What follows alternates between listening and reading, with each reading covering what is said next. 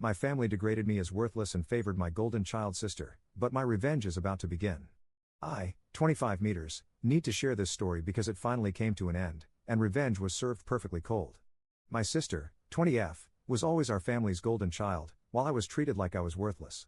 This isn't just your typical family favoritism, it was systematic and cruel, and it shaped my entire childhood in ways that still affect me today. Growing up in a supposedly upper-middle-class suburban home in California, my life looked perfect from the outside. We had a nice house, Dad worked in finance, Mom was a loving presence, and we seemed like the ideal American family. But behind closed doors, it was a different story entirely. From my earliest memories, my father was barely present in my life. He'd be there physically on weekends, sometimes, but mentally? He was never there for me. His excuse was always work, endless meetings, important clients, late-night calls. But when my sister came along 5 years later, suddenly Dad and Mom had all the time in the world. It was like someone flipped a switch, transforming him from an absent parents into the world's most devoted parents, just not to me. I discovered computers when I was 8. I was very close to my aunt. She had brought home an old PC from her office, thinking I might enjoy learning about it. She was right. It was love at first sight. While other kids were playing sports or video games, I was fascinated by how computers worked. I started learning basic programming from library books, spending hours trying to understand code and create simple programs. My aunt understood my passion. Every time she came over, she sat down with me and actually listened to me. She wasn't tech savvy herself, but she saw how my eyes lit up when I talked about my latest projects. She'd sit with me for hours, asking questions, encouraging me to explain things in simple terms. "You're teaching me too," she'd say with a smile. Those moments with her, sharing my enthusiasm for technology, are some of my most precious memories. Mom and Dad, however, saw my interest in computers as a personal failure, their failure to raise a normal son. "Real men play sports," they'd say, their voice dripping with disappointment. "Stop wasting time with those computer games." They weren't games. I was teaching myself Python and JavaScript, but they never bothered to understand the difference. Any attempt to explain what I was actually doing was met with eye rolls or dismissive waves. The contrast in how they treated my sister was stark and painful. When my sister showed interest in football at age 6, Dad immediately became super dad. He bought the best equipment, coached her team, my parents attended every practice. Our backyard became a training ground, with Dad spending hours teaching my sister proper throwing techniques. My mom cooking her favorite meals. The sound of their laughter and bonding would drift up to my room where I sat alone with my computer. My aunt tried her best to balance things out.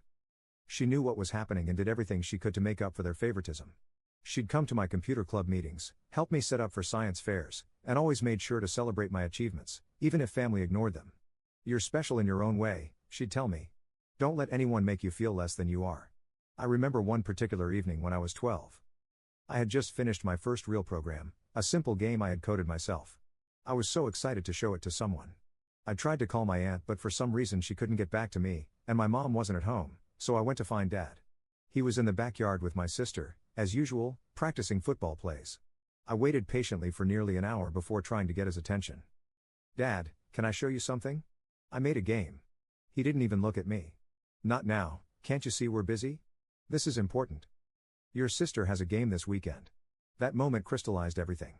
My achievements would never be important enough for him. I went back to my room and cried that night, but it was also when I made a decision. I would succeed, not for him, but for myself and Mom. Then came the darkest day of my life. I was 13 when my aunt passed away suddenly from an aneurysm.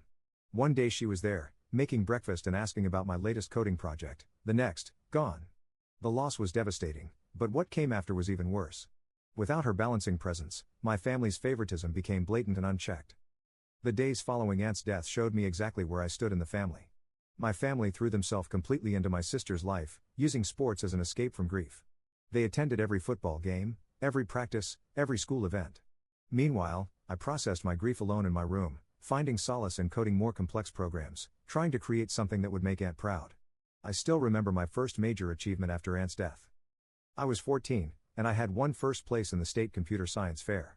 I had created a program that could help organize the school's library system, something the teachers said could actually be implemented.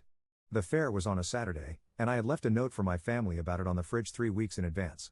I waited all day at that fair, watching other kids' parents come and go, taking pictures and offering congratulations. Every time the door opened, I looked up hopefully. They never came. Later that evening, I found out they had been at my sister's football practice, not even a game, just routine practice. When I got home with my blue ribbon, they barely glanced at it. "That's nice," they said, before turning back to helping my sister with her homework. The pattern continued through high school. My sister was the star quarterback, my family's pride and joy. Every dinner conversation revolved around her latest game or her prospects for college sports scholarships. I would sit there, pushing food around my plate, listening to them talk about how my sister was going to be a successful businessman someday, following in her footsteps. Any attempt I made to talk about my achievements in programming competitions or the websites I was building for local businesses was met with dismissive grunts or outright interruption. "That's enough about computers," Mom would say, before turning the conversation back to my sister's latest touchdown. I learned to keep my head down, focusing on my work and planning for the future. I knew that if I wanted to succeed, it would have to be on my own terms. I started taking on freelance programming jobs at 16, building websites for small businesses in our area. I saved every dollar, knowing I would need it for college. My room became my sanctuary, filled with computer parts and coding books. Dad would walk by, shake his head, and mutter about how I was wasting my potential. The freelance work taught me more than just programming. I learned about business, client relations, and project management. By my junior year of high school, I had a solid portfolio and a growing reputation in our local business community. Some clients even started referring me to others, and I was making decent money for a teenager. One of my regular clients, a local bookstore owner, reminded me a lot of Aunt. She would always ask about my latest projects, genuinely interested in understanding what I was doing. She even offered to write me a letter of recommendation for college, saying she had never seen someone so young with such a strong work ethic. The real breaking point came during my senior year of high school. I had been accepted into several top computer science programs, including one at a prestigious tech school in Silicon Valley. My grades were excellent, and I had even secured a partial scholarship. But I still needed help with tuition. I prepared a detailed presentation for my family, showing them my acceptance letters, scholarship offers, and a business plan for how I would contribute to my education through continued freelance work. I even included statistics about career prospects in tech and potential return on investment. I spent weeks preparing, hoping that a logical, business-minded approach would finally get through to them. The meeting lasted less than 5 minutes. "I'm not wasting money on your computer hobby," they said, not even looking at my carefully prepared documents. "Your sister has real potential. She needs that money for her future business degree." The fact that my sister was struggling academically didn't matter to her. In my family's eyes, my sister could do no wrong, while I could do no right. I couldn't hold back anymore. "My aunt would have supported me," I said, my voice shaking. "She believed in me." Their face hardened. "Well, she's not here, is she? And while you're under our roof, we do things our way. Your sister is going to have a real career, not waste time playing with computers." That night, I called my grandmother, Mom's mom. She had always kept in touch after Aunt died, sending me birthday cards and checking in occasionally. When I told her what happened, she was silent for a long moment. Then she said, "Your aunt would be so proud of you. Let me see what I can do." My grandmother wasn't wealthy, she worked as a high school teacher, but she became my saving grace. She offered to help with what she could from her savings. She reached out to other family members and friends, telling them about my situation and my potential. Several of Aunt's old friends contributed what they could. Through their combined help and my saved freelance earnings, I managed to piece together enough for my first year of college. It meant taking out loans and working part-time, but I was determined to make it work. The day I left for college, my family barely looked up from their newspaper. My sister was too busy with football practice to say goodbye. Only my grandmother came to see me off, hugging me tightly and slipping me an envelope with a bit more money she had managed to save. College was a revelation. For the first time in my life, I was surrounded by people who understood and appreciated my passion for technology. My programming skills, which had been dismissed at home, were recognized and valued. Professors praised my work ethic and creativity. I threw myself into my studies, maintaining my scholarships while also continuing to do freelance work. During my junior year, I started developing what would later become my ticket to success. It wasn't just another app. It was a solution to a common problem I had noticed during my internships at several tech companies. The idea came to me during a late-night coding session, and I immediately knew it had potential. I worked on it between classes, during nights, on weekends, any spare moment I had. My roommate thought I was crazy, barely sleeping, constantly coding. But I could feel that this was different. This wasn't just another project, this was my future. Through all of this, my family's voice would sometimes echo in my head, "Your computer hobby will never amount to anything." Those words, which had once hurt so much, now fueled my determination. Every line of code I wrote was a step further from their shadow, closer to proving them wrong. I kept in touch with my grandmother throughout college. She was my biggest cheerleader, always believing in me just like Aunt had. When I told her about my app idea, she didn't understand the technical details, but she understood my passion. "You sound just like your aunt when she got excited about something," she said, making me smile through tears. I graduated with honors, but neither my family nor my sister attended the ceremony. My grandmother was there, though, beaming with pride. She had seen my potential from the start, just like Aunt had. The contrast between her genuine support and my family's dismissal couldn't have been clearer.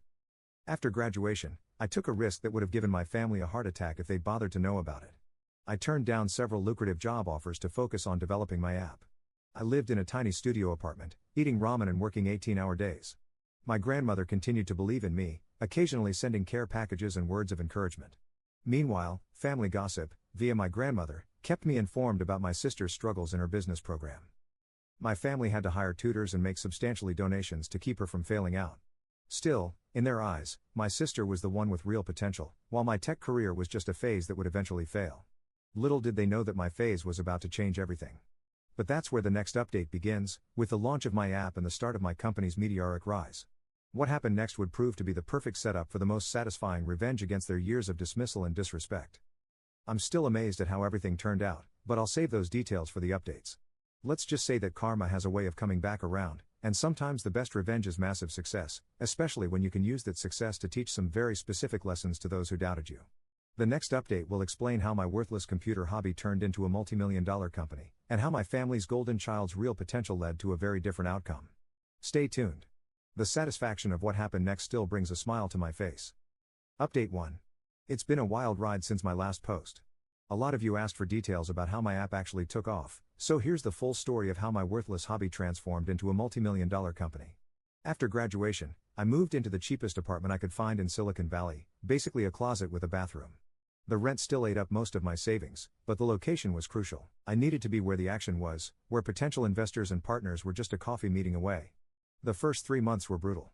I was living on instant noodles and energy drinks, coding for 18 to 20 hours a day.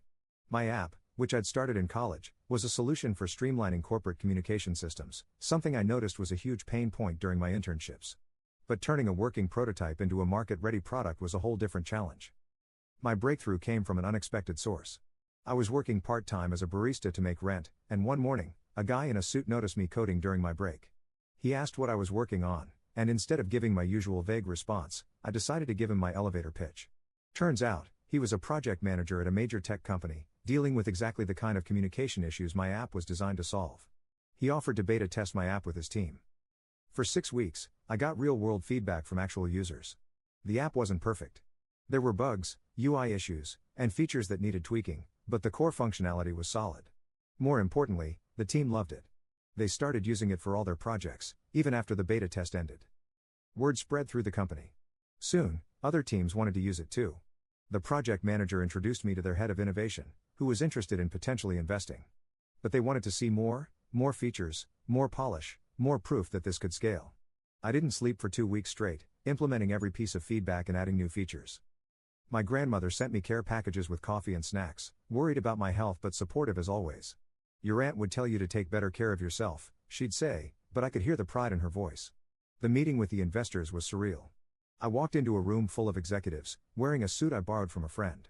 My hands were shaking, but my voice was steady as I demonstrated the app. When I finished, there was silence. Then the head of innovation said something I'll never forget: "This isn't just a solution, it's the future of corporate communication." They offered to invest $2 million for a 15% stake in my company. The valuation was beyond anything I'd dreamed of. But they wanted something else too. They wanted to be my first major client, implementing the app across their entire organization. Things moved fast after that. I hired my first employees, brilliant developers I'd known from college who believed in my vision from the start. We moved into a real office, though I kept living in my tiny apartment. Every dollar of investment went into the company. The app's success with our first major client led to more interest. Other companies started reaching out. Within 6 months, we had signed contracts with 3 Fortune 500 companies. Our team grew from 4 to 20 people. Revenue wasn't just steady, it was exploding. 1 year after that first investment, we did another funding round. This time, we raised $15 million at a $100 million valuation. The hobby that my family had dismissed was now a significant player in enterprise software. My grandmother cried when I told her the numbers. Then she told me something I didn't know. She'd gone to my family 6 months earlier, trying to convince them to reconcile. Their response? He just got lucky. It won't last. But it did last. In fact, it kept growing. We kept innovating, expanding our product line, solving bigger problems. Major tech publications started writing about us. I was invited to speak at conferences. People in the industry knew my name. The best part? Through all of this success, I never once reached out to my family or my sister. They could see my success in the news, on tech websites, in industry magazines. But I maintained my distance, focusing on building something meaningful rather than proving them wrong. That strategy turned out to be perfect. Because what happened next, what I'll share in the next update, shows exactly how karma works. Let's just say that the golden child's real potential and my family's certainty about her business acumen were about to be tested in a way they never expected. Stay tuned for update 2. You'll want to hear how my sister's guaranteed success in business turned out, and what happened when they finally had to face the reality of their past treatment of me. Update 2. Things have taken a dramatic turn since my last update. Remember how my family always said my sister had real business potential? Well, that story just imploded spectacularly, and I've got a front row seat to the chaos. Through industry connections, I learned that my sister had started a chain of high-end sports bars with families backing. The concept was simple: luxury venues where business executives could watch games in style. My family had liquidated a significant portion of their retirement fund to finance this sure thing, convinced that my sister's natural business sense would make it a success. The first red flag should have been my sister's complete lack of experience in restaurant management. She'd never even worked a service job my family had always said that was beneath her. Instead, they hired her old football buddies as managers, none of whom had any relevant experience either. Their business plan was essentially a joke, all flash, no substance. They spent ridiculous amounts on premium locations and flashy decorations, but completely overlooked basics like inventory management and staff training. The prices were astronomical, justified by my sister's belief that rich people will pay anything. One of my developers, who used to work in restaurant tech, looked at their operation and said it was a disaster waiting to happen. Their POS system was outdated, their inventory management was practically non-existent, and their staff turnover was through the roof due to mismanagement. The first location hemorrhaged money from day one. Instead of addressing the fundamental issues, my sister convinced my family to open a second location, insisting they just needed to scale up to be profitable. My family, still believing in their golden child's infallible business sense, took out loans to make it happen. Then came the health code violations. Turns out, when you put inexperienced friends in charge of food service, things go wrong. Both locations were cited multiple times. The local restaurant review blog did a scathing write-up that went viral in the business community, exactly the demographic they were targeting. The real kicker? My sister had been fudging the numbers, hiding the true extent of their losses from my family. When it all came to light, they were losing over $50,000 per month per location. Their high-end clientele had evaporated, driven away by poor service and bad reviews. Meanwhile, my company was thriving. We just closed a deal with a major restaurant chain to implement our management software across their locations, software that could have prevented many of my sister's business mistakes. The irony wasn't lost on me. My family had dumped nearly their entire retirement fund into my sister's failing venture. Then came the loans they'd taken out. When the second location failed even faster than the first, they were left with massive debt and no way to pay it back. I heard through my grandmother that my family had to put their house on the market. My sister moved back home, her reputation in the local business community completely destroyed. All those years of being the golden child with natural business talent couldn't save her from the reality of her incompetence. But here's where it gets interesting. Some of their debt got sold to a collection agency. And guess who had the opportunity to buy that debt package? That's right, my company. I hadn't planned it this way, but sometimes the universe has a sense of humor. I haven't made any moves yet. I'm saving that for what comes next. Because based on what my grandmother just told me, they're about to swallow their pride and do something they've never done before. Ask me for help. The next update will be the finale to this story, and trust me, you won't want to miss it. Let's just say that all those years of being the worthless son have set up the perfect ending. Sometimes revenge isn't something you have to actively pursue, sometimes it's just sitting back and letting people face the consequences of their own actions. Stay tuned for Update 3, where everything comes full circle in the most satisfying way possible. Update 3. This is the final update, and it's better than I could have ever scripted. Yesterday, my family and sister finally showed up at my office. No warning, no appointment. They just appeared, looking completely out of place in our modern tech space. They didn't recognize me at first. I've changed since they last saw me. Success has a way of changing how you carry yourself. I was in the middle of a virtual meeting when my assistant messaged me, 3 people insisting on seeing you. They claimed to be family. I made them wait in the lobby for 45 minutes while I finished my meeting. Through the glass walls, I could see them growing increasingly uncomfortable, surrounded by screens displaying our company's latest achievements and press coverage. My sister kept fidgeting. Mom and Dad looked like they'd aged a decade. When I finally had my assistant show them in, the look on their faces was priceless. Dad's eyes darted around my corner office, my mom was in utter shock, taking in the view of Silicon Valley, the awards on the walls, the evidence of the success they'd never believed possible. My sister could barely meet my eyes. Son, Dad started, his voice lacking its usual authority, You've done well for yourself.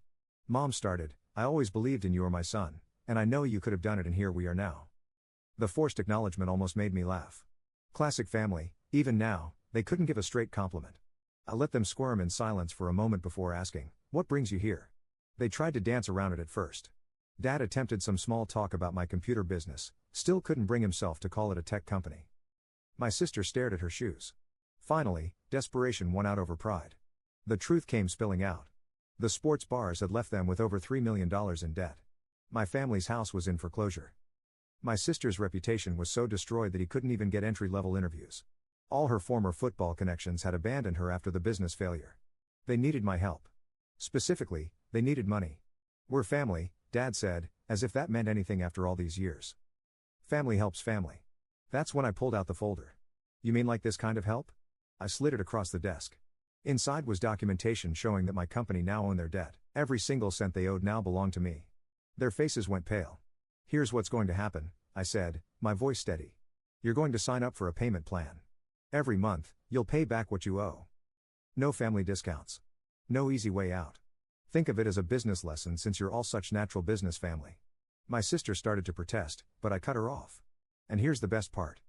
I've arranged for the payments to be automatically deducted from any accounts you open. No escaping this one. I've also taken the liberty of placing liens on any future assets you might acquire. Mom started sobbing while Dad tried to pull his authority card one last time. Son, be reasonable. I am being reasonable, I replied. I'm treating this like business, just like you taught me. Or rather, just like you taught her. I nodded toward my sister. Isn't that what you wanted? A son who understands business? But we can't possibly pay all this back. My sister finally spoke up, her voice trembling. Sure you can, I said calmly. I did the math. If you both get entry-level jobs and live modestly, you should be able to pay it off in about 15 years. That's assuming you work hard, of course. You know how to work hard, right? That's what you always told me I needed to learn. They left my office with slumped shoulders, signed payment agreements in hand. As they walked out, I called after them. By the way, my worthless computer hobby says hello. Through my office window, I watched them leave the building. They looked like different people than the ones who had walked in, broken, humbled, finally facing the consequences of their actions. My assistant brought me an espresso afterward. Tough meeting? She asked. No, I replied, smiling. Just some overdue accounting. Later that evening, I discovered that Dad had tried to contact some of my investors, hoping to plead his case. Unfortunately for him, he tried reaching out to the same companies that had rejected his golden child's business plan months ago. They just forwarded his desperate emails to me. I called my grandmother that evening to tell her what happened. She laughed for a full minute. Your aunt would be so proud, she said. Not of the revenge, of the success you've built despite them. She's right. The best revenge wasn't buying their debt or enforcing the payments. It was succeeding on my own terms, proving that I never needed their approval or support. Their golden child fantasy has crumbled, while my worthless hobby built an empire. Sometimes justice takes time, but when it comes, it's sweet indeed. Thanks Reddit for all your support throughout this journey. Your comments and encouragement helped me stay focused on success rather than bitterness. And yes, watching them sign those payment agreements was every bit as satisfying as you all predicted it would be.